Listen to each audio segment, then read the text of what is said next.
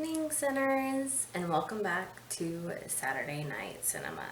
As always, I am your host, Celia St. Sin. And so, first off, I want to start by I misspoke on the title of this trilogy. I said Mother of Tears. It's not Mother of Tears. It's actually the Three Mothers Trilogy. Mother of Tears is just, the last in the trilogy. So, sorry guys. But, anyways, so it's going to be broken up into 3 weeks. I wanted to give each movie its rightful, deserved time and not rush anything. So tonight, we're starting off with the first one, Suspiria. Oh, now, so its release date was August 12th, 1977. Director Dario Argento, and he wrote this with his new wife at the time. They had just been married, and her name is Daria Nicolda. Guys, again, this is going to be a night where I mess up a whole bunch of names in the cast and stuff because, well, I can't pronounce things. I'm terrible at pronouncing things. So, let's continue with the cast, shall we? We have Jessica Harper as Susie Bannon. She is our leading lady, our heroine, of this movie. And then we have Stefana Cassini, and she plays Sarah, who quickly becomes one of Susie's best friends in the academy. Then we have Fabio Bucci. He plays Daniel. He is the blind pianist in the movie. His seeing eye dog is adorable until something happens, and we'll get into that in a minute. Then we have Miguel Bose as Mark. And Mark is a student at the academy that has his eyes on Sarah. And he's not really like a big presence in the movie, but, enough to be noticed. And then we have Barbara Magoliev. Guys, seriously. She plays Olga, another one of the students at the academy.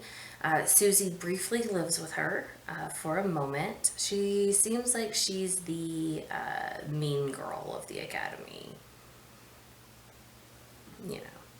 Always got something negative to say. Then we have Eva Exlin. She plays Pat. Pat is the first person that we see from the academy. She's the first person that Susie runs into. Then we have Rudolph. I really can't pronounce that last name.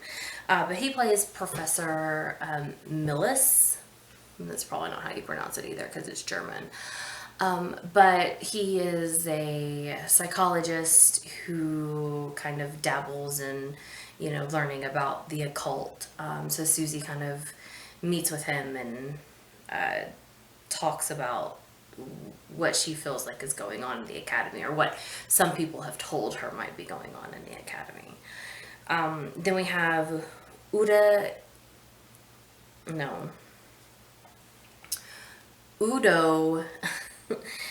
Kier. He plays Frank Mandel, Dr. Frank Mandel. He was a close friend of Sarah's. Actually, he was her therapist at one point, and then after she stopped seeing him, they continued to stay close and talk to each other. And so Susie reaches out to him when Sarah goes missing. Then we have Alda Vale. as Miss Tanner. She is one of the professors, teachers, whatever you want to call them, at the academy. She's kind of, I mean, she's kind of like this weird, like, very, like, smiley, like, almost gonna break her teeth kind of, smiley, but a bitch at the same time. It's very off-putting. It's very weird. Very, very weird. Then we have Joan Bennett as Madame Blanc. Madame Blanc is, I would say, assistant director in this. She does everything that, needs to happen at the school. And then last but not least, we have her very weird little, sorry, I got a hair in my mouth. Her very weird nephew, Albert, who is played by Jacob Morini. He's a very strange little boy. He's like the German equivalent of Children of the Corn, if you know what I'm talking about. Like, he's very creepy. There's something not quite right with that child. So that rounds out our cast. As always, I'm going to talk about the music. It's going to happen. Argento actually helped compose and write the score for the music, or for the movie. It doesn't really have like a soundtrack. It's just the score, and it's by one group. It is, an Italian progressive rock group called Goblins. They are, quite frankly, amazing. I did look into some of their things. They've worked with Argento before on some other projects. They're just really cool. And the music in this, I mean, guys, music can make or break like a movie. Like, the underlining like score can really enhance or take you out of the moment. And the music in this it goes really perfect with the scenery that Argento has created, and the tone of the movie that he has done here. It is just fantastic. The use of color in this movie is phenomenal. It's just this perfect, like, Technicolor, like, horror dreamland. I love it, especially the stained glass window. Like, within the first 30 minutes of the movie, the color of the stained glass window and the like Art Deco kind of like, I mean, like, just the Art Deco meets like 70s lounge backdrop of this movie is amazing. I literally told my significant other, I literally told my husband, I was like, hey, if I could, our house would look like Suspiria. That it would just happen. All of the dialogue in this is dubbed, as in is a lot of the Italian horror movies. A lot of it's dubbed over, but it was interesting because so many of the cast spoke kind of like their own like dialect during the movie. So in post, they like had like dubbed over everyone's lines, and so that was pretty interesting. Like, they literally had like a specialist like that just worked on the dubbing over of the voices. So I didn't mention the actress who plays Helena Marcos. Now, Helena Marcos is really, like, she's a big part of the movie without being a big part of the movie, if you get me. Okay, so she is, I mean, she's the mother. She's the mother of this movie, right? And she is Mother Suspiriorum. Suspiriorum. Suspiria. Oh gosh, guys, again, with the words and the thing, so bad. But so that translates to Mother of Sighs, which when we get into it and I kind of talk about some points of her that we see without really seeing her, you'll kind of you'll kind of understand like why the Mother of Sighs kind of really goes with that character pretty well. She's also known as the Black Queen. But with kind of getting some of those bullet points said, let's get into the movie, shall we? So we start off with Susie coming off of the plane from New York into Berlin, Germany.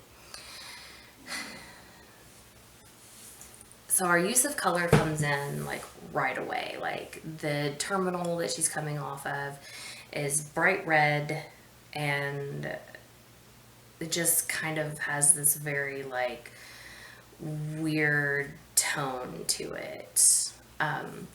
And as she's like walking through the airport, you know, she's just looking around, and she gets to the front doors, and they're very like, they're, you know, automatic, but they're very like harshly like opening and closing. And it zooms in like on a little sharp part of the door as it like opens and shuts, and you hear this like slicing, you know, sound. But she steps right into a tremendous rainstorm. We see cut shots of like huge, like gushing water. Looks like there could be like some kind of, you know, flooding situation if it wasn't careful. So she's trying to flag down a taxi. She finally gets one, tells them where she's going, and off she goes to the academy. Now, I mean, keep in mind, it's like really late. It's probably somewhere between, you know, 10 and 11 o'clock when she arrives.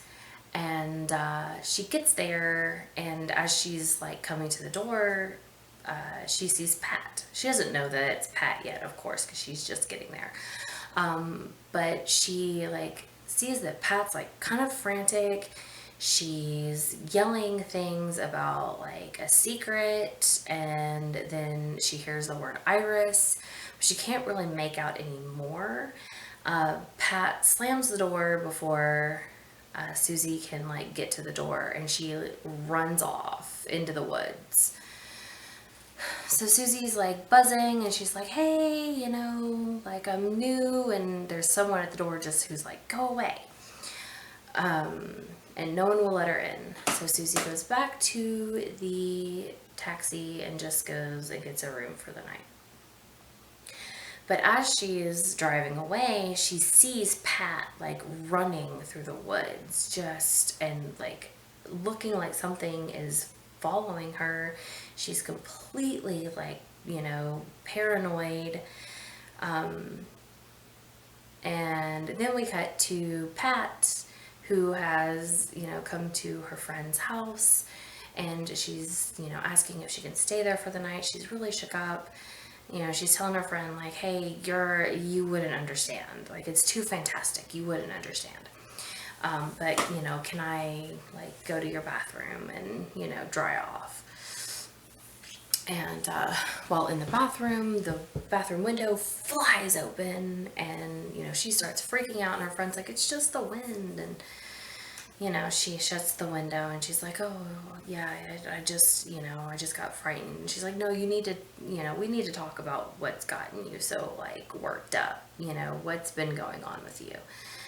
And she's like, yeah, okay. And, like, gets her friend out of the bathroom, and Pat locks the door behind her.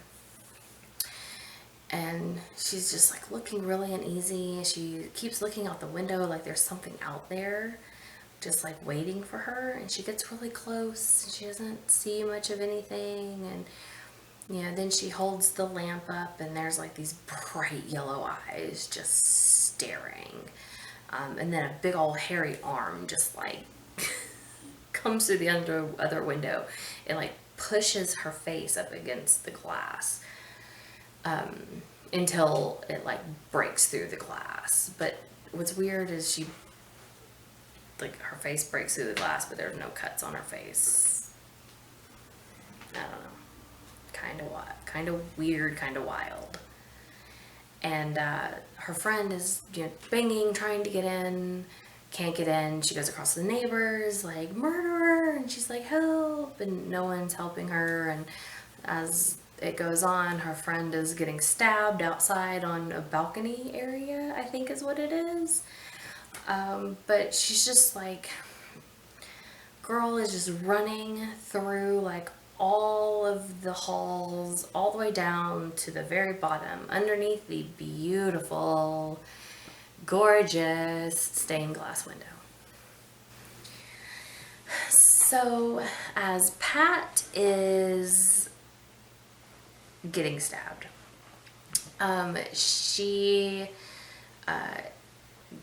the attacker ends up like tying her up a little bit, not very much, just kind of half-assing, tying her up.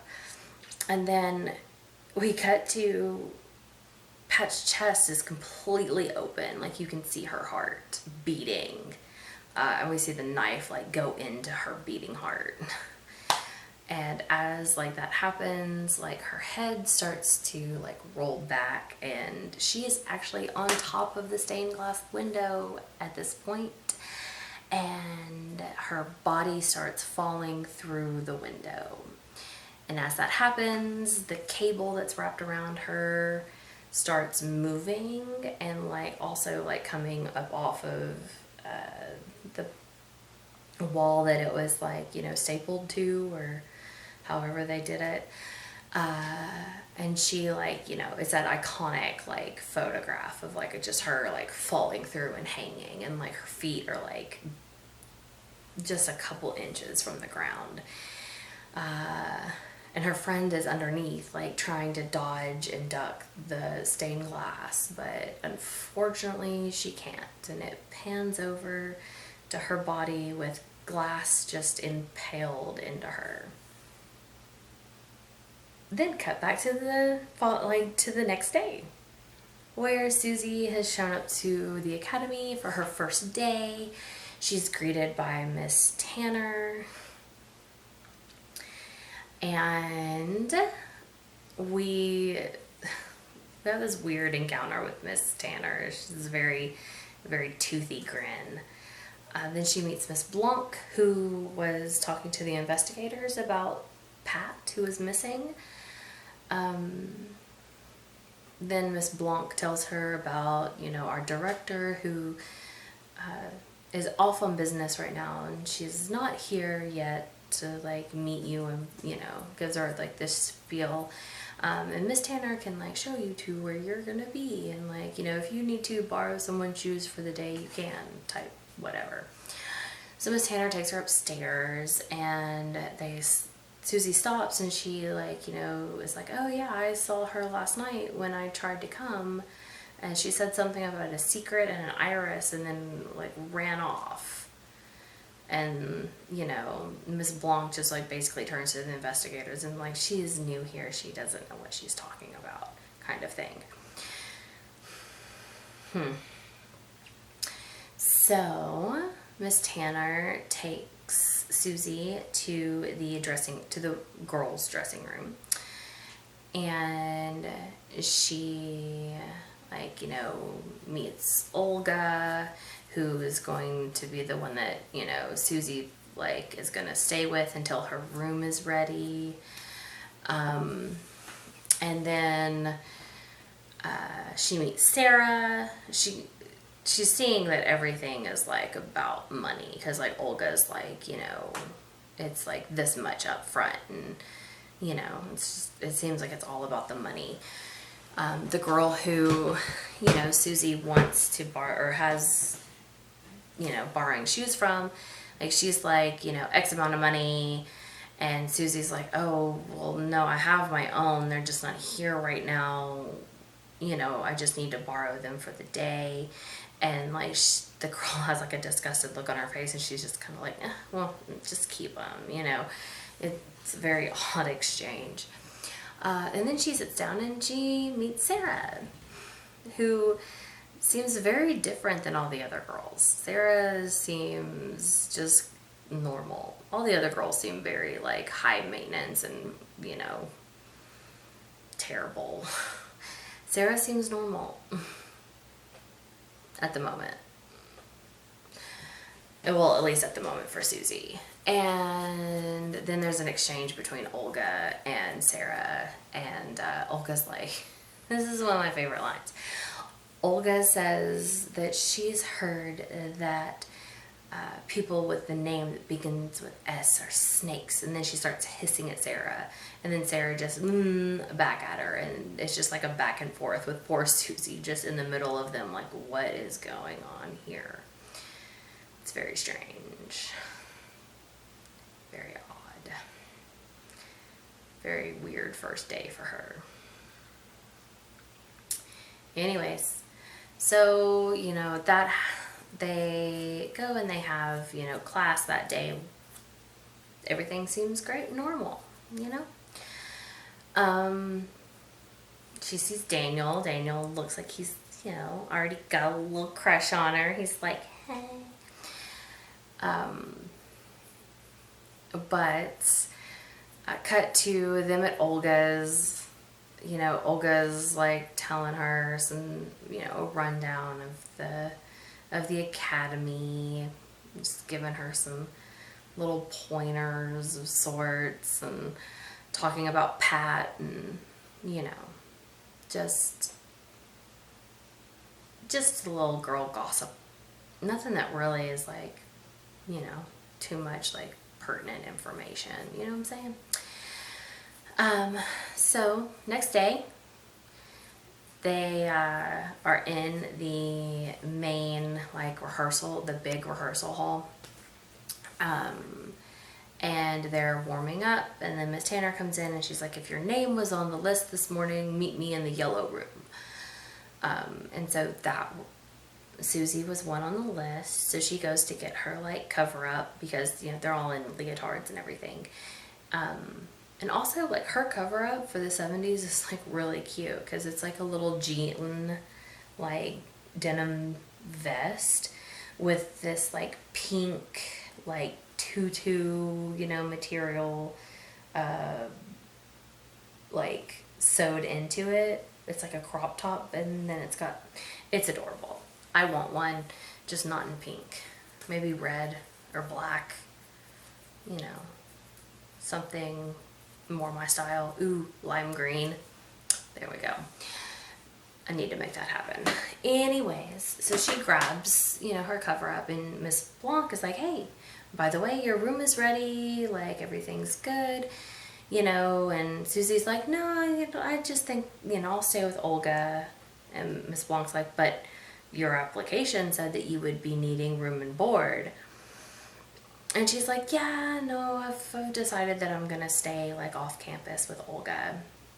And Miss Tanner says, well, I see that you are a stubborn one. I see that when you've made up your mind on something, nothing is going to change it. Because, you know, like their whole thing is like, it's free. Why would you pay to stay with Olga when you can stay here at the academy for free? But she's just not getting the vibe of like wanting to stay there 24/7.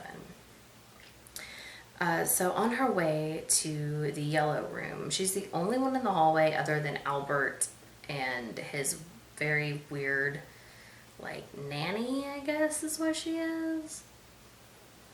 But they're like outside the kitchen area, and she's polishing what looks to be like a knife or like a cake server, like a pie server. And the light hits it just right, and you hear this like crazy sound in the score, and it like sends a blinding light Susie's way. But this has like a very like a big effect on Susie. Like she's like looking like she's about to throw up and pass out. she's like trying to make her way down the hallway. She's having a hard time stumbling into the yellow room. And as Miss Tanner has Daniel start to play the piano, and she's counting the music for them to start dancing, we're seeing that that Susie is having the worst time trying to do these moves. It is just, she is struggling through it. Miss Tanner is increasingly yelling at her, telling her to basically like shape up. And then Susie is on point. I mean, she is a ballerina after all, dance, academy. And then she faints. And the next thing that she knows, she wakes up in a room. Surprisingly, all of her stuff that was at Olga's is now in the academy. There's a doctor there who's saying something about a hemorrhage, because when she fainted, she blood out of her nose and mouth. It was crazy. And they're basically telling her she needs to take it easy for the next couple weeks. Nothing but a very bland diet, and for some reason, red wine. Now, the doctor says that it'll build her blood so that she doesn't, have any more fainting or hemorrhaging problems. But, I mean, hey, listen. If I get a sickness that requires me to drink a glass of red wine every day, where can I get it from? Because I'm down for that. Sign me up. Anywho, so she realizes that her next door neighbor is Sarah, and there's actually a door in between their rooms. So Sarah comes over and they're talking, and then she realizes a bell rings, and she realizes oh crap, that means that there's only 15 minutes until dinner. I've got to go. But Susie doesn't have to go down for dinner. Her dinner gets brought to her by Albert, the lurch-ish looking butler, academy keeper. I don't know exactly what they call him. Miss Tanner calls him ugly, which is, it's not wrong, but it's not nice either. Poor guy. So Sarah's like, well, might as well, drink this wine up and go to bed. Why not? And so, the next day, oh, no, is it the next day? Or is it the same day? Anywho, the next big point of the plot that we get to is Sarah, goes to her room and, starts getting ready for her stuff. Man, I'm sorry guys, it's hard for me to get through this because it deals with the one thing that I hate the most in this world. So Susie's brushing her hair, right? And she's like, oh, what is this? And she pulls out a maggot. Ugh.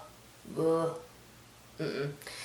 And then there's 3 more in her comb. And then she looks up and they're covering the ceiling. They're just falling down everywhere. All of the students with rooms on that floor are just coming out, and they're all screaming, and they're one's in people's mouths, and it's just, no, it's so gross. It's so gross, guys. So, Miss Tanner and someone else go up into like the next floor. I guess it's technically their attic, to find out what's going on. And like as they're walking through the attic, it's just like maggot after maggot after maggot that they're stepping on. It's, oh, guys, when I say that I hate this like part, I hate this part. Maggots are so gross. I don't do well with like bug horror. Like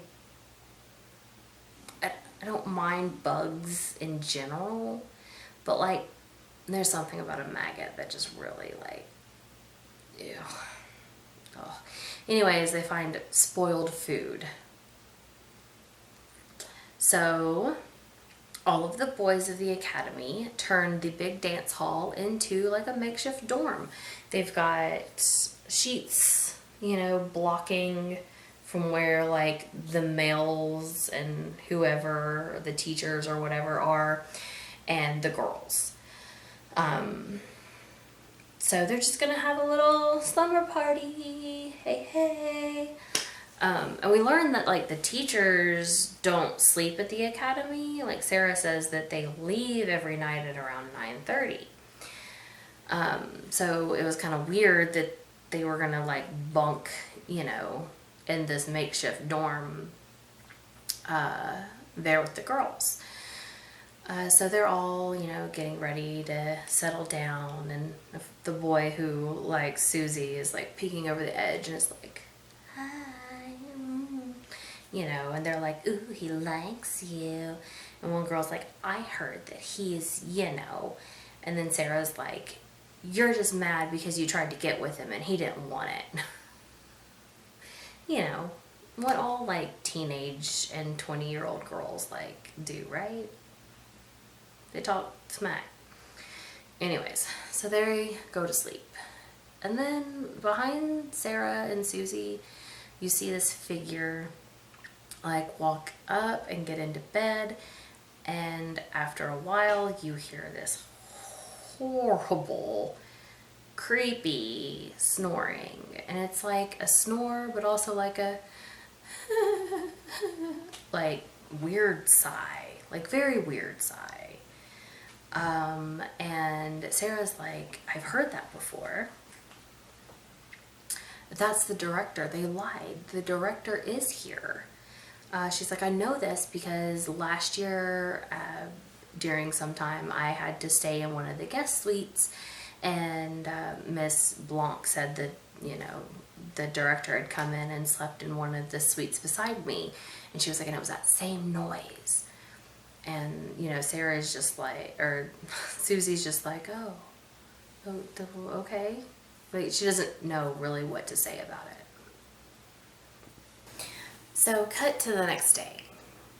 We see Albert and his weird teacher like approaching Daniel's seeing eye dog.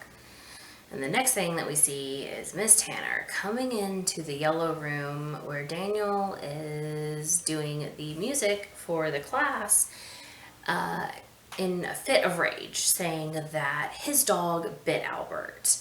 And she throws him out. She completely humiliates him, like tosses his jacket and his cane, because Daniel knows that his dog did not do anything to that boy.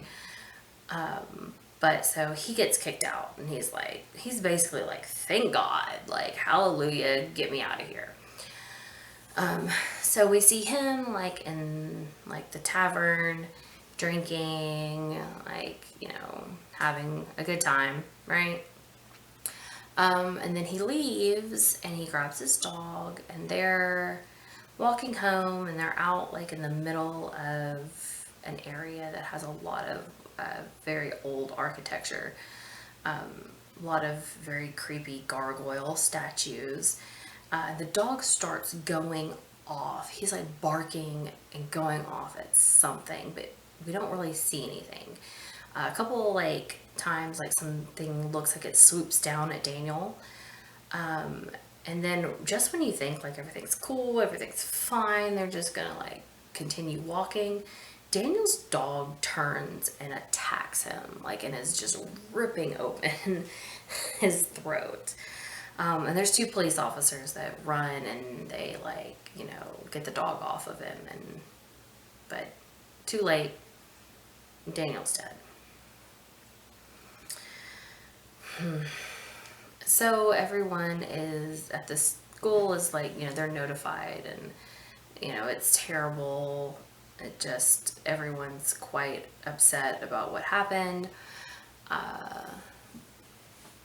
Cut to, it's dinner time, and Susie drinks her wine. She has her dinner, drinks her wine like she's supposed to, but something is having an effect on her, and she can't stay awake while Sarah's trying to talk to her, because she's trying to, she's telling her, oh, you can hear the footsteps, the teachers are leaving, and then Susie, very like half like awake, is like, no, like they can't be leaving. The front door is to the right, and their footsteps sound like they're going to the left. And Sarah's like, oh, you're right. Like, maybe if we count their footsteps, we can tell where they're going at night. And, she's trying to keep Susie awake. It's just Susie can't stay awake. So Sarah's got her notepad that Pat gave her with a bunch of notes in it, right? And she's just, like, writing everything down. And, we're going to skip over some parts that aren't really pertinent. But, so,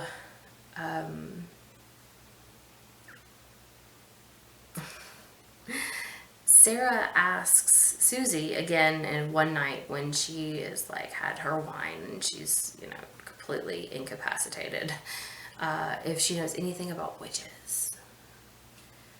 And they have a conversation about witches, like in the pool, right? Which, I mean, hello, I want to go to a freaking, like, boarding school dance academy situation that has, like, a full-ass indoor pool situation. Yes, please. Again, where do I sign up? Susie seems like she's having a great time so far. I mean, minus the being completely incapacitated and not being able to stay awake. That's not so good. But so Sarah starts feeling like someone is on to her. And while she's in Susie's room, she notices that her light, like, got turned on by somebody. And so she sneaks out of Susie's room, and she's trying to find a place to go. But she doesn't really find anywhere to, like, go and run to. So she goes to the upstairs that I told you about earlier, where there were maggots before. But so she goes up there, and she goes into this little room. But whoever is following her is, like, trying to get it open with, like, a straight blade, like, razor, like, straight razor that men shave with, is trying to, like, open just the lever lock, right? But she notices that there's a window, and she's like, ooh, okay. So she stacks up a bunch of stuff and tries to go through the window. Well, I mean, she gets through the window, but she lands in a bunch of fucking wire. And it's like twisting all over her, and she's trying, and she's struggling to get out. And she's yelling, which I'm like, that's not a good idea. Like, shut your mouth. Whoever's chasing after you is going to hear you scream. Shut your mouth. But she's just struggling and struggling, and she's so close to the door, and then her assailant comes and slits her throat. I mean, maybe if you didn't yell and make so much noise, they wouldn't have noticed that you had gotten through the window. I don't know. Who knows? Anywho, so it's the next day, and, no one knows where Sarah went. Well, Miss Blanc was like, well, maybe she just, Miss Blanc and Miss Tanner, maybe she just, she just looks like she packed up her bags and left, maybe she just didn't want to be here. And, so Susie's concerned because she knows that Sarah's been talking about some crazy things, and that Pat might have been onto something with some strange going-ons. And so she calls Frank, and she wants to meet up with him and talk about what's going on. And this is where we get the backstory about Helena Marcos. So Frank's like, I don't believe in witches. I feel like they're just a mask of society, basically, just trying to make up something to, he thinks that it's part of a mental illness is what he really believes. But so she talks to the other professor, and he's, telling her that, Helena Marcos was, a great witch back in, the day. She had actually gotten kicked out of several countries because of her actions. She finally settled down here in Berlin and somehow came up with a lot of money to start this school. Said that the school had started out with being, not only dance, but studies of the occult. And then there was a fire that Helena died in, and when someone else took over the school, the occult part of it faded away, and it was just focused on dance.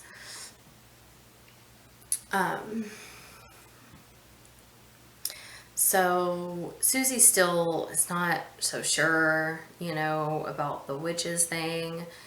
So she goes back to the school, and some strange things are happening. She finds out that nobody is in the school at all.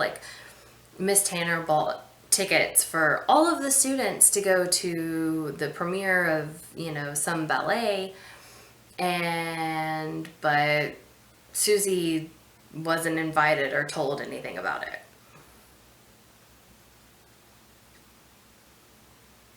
Okay.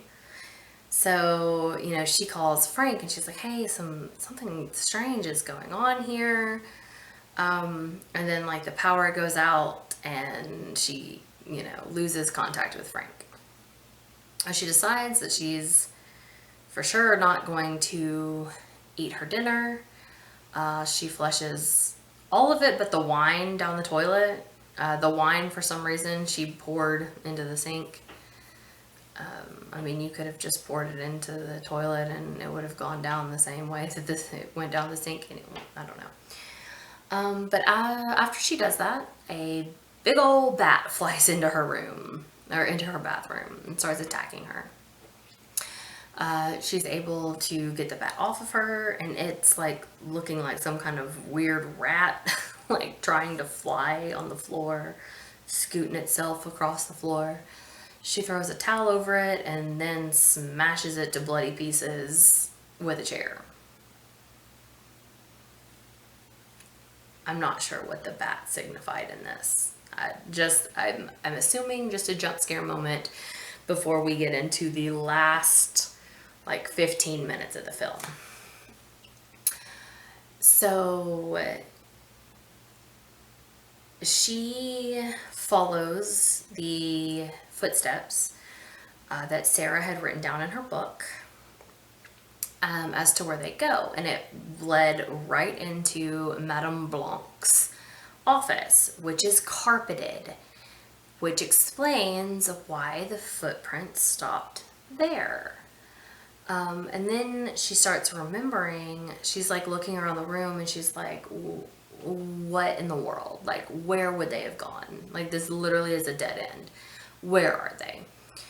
And then she's looking in the mirror, and she's remembering what Pat said. And Pat had said about there's a secret door. 3 irises on the wall. Turn the blue one. And so Susie goes over and turns the blue one, and sure enough, there's a whole secret tunnel situation behind the door. She sees the teachers and Albert and the big lurch guy. I can't remember his name right now. I'm sorry. I think it's Pablo, but I can't remember. Sees them doing some kind of like ritual situation, right? Where Madame Blanc is calling upon Helen Marcos to give her power to kill the American girl, which is Susie. And so then Susie like sees that Albert might have noticed that she's there, so she backs off and she finds Sarah's dead body. And then she backs away a little bit more and finds a room that has this beautiful like peacock statue, by the way. It's like this neon peacock situation. It's fantastic. But so she gets, she gets scared because it sounds like they're coming after her, and she knocks over the bird statue. Oh my gosh. And that wakes up Miss Marcos, who was in the bed sleeping. And so Susie goes over to the bed after she picks up one of the sharp pieces of the statue and opens the curtain, and there's nothing there. Like, there's an imprint in the bed, but there's nobody. And Helena just sounds like she's all over, like she's all over the room. And like Susie's trying to find out where she is, and Helena is, mocking her, like, you came to kill me, and, all this other stuff. And then she's like, meet the living dead. And Sarah comes in and is laughing this weird laugh and has like, a knife.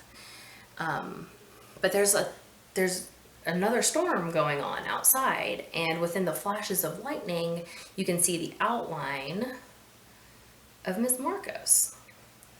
So during one of the lightning flashes, Susie stabs Helena right in like the jugular.